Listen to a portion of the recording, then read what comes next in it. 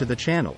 In recent news, the US has hit the debt ceiling, which has forced the Treasury Department to begin taking extraordinary measures to continue paying the government's bills.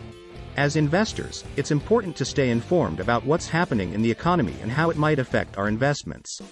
Before we dive into the specific effects of the debt ceiling on our money, let's first understand what the debt ceiling is and why it's important. The debt ceiling is the limit on how much the US government can borrow. The government funds much of its spending through debt, which is issued by the Treasury. The current limit is $31.4 trillion. Raising this limit would allow the government to borrow more to cover spending already approved by Congress. Failure to raise the ceiling would mean the government would eventually fail to pay back its debts, including interest payments on Treasury bonds, technically putting the US government in default. Now that we understand the basics of the debt ceiling, let's talk about the current situation. The debt ceiling is currently in political limbo as Republicans in the House of Representatives say they won't agree to raise the limit unless the Biden administration agrees to cuts in spending. Treasury Secretary Janet Yellen has stated that these short-term measures could allow the government to pay its obligations until June, after which the US would be in danger of defaulting on its debt. So, what does this all mean for our money? In a word, not much. Of course, it's a little more nuanced than that. However, most experts will tell you that the US has never defaulted on its debt and will very likely take steps to avoid a default this time around.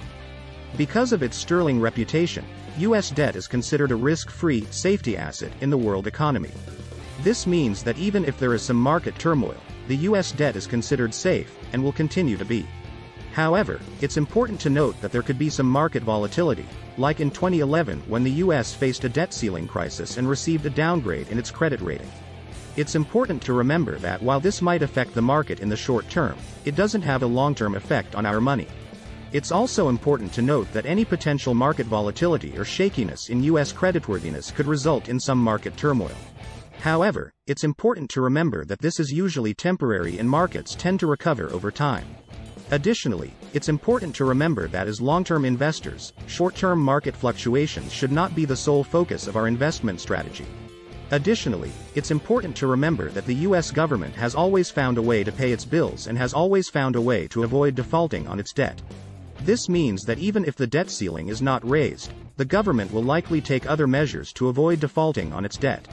As long-term investors, it's important to remember that we should always focus on our long-term goals and not get too caught up in the short-term market fluctuations.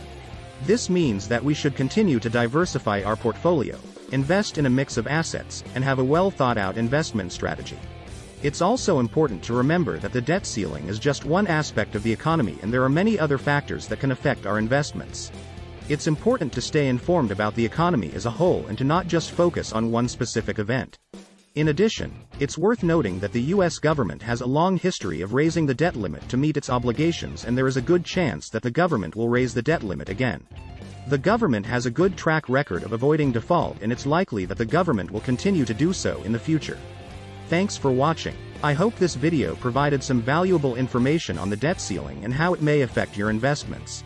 Remember, as long-term investors, it's important to stay informed about the economy and not get too caught up in short-term market fluctuations.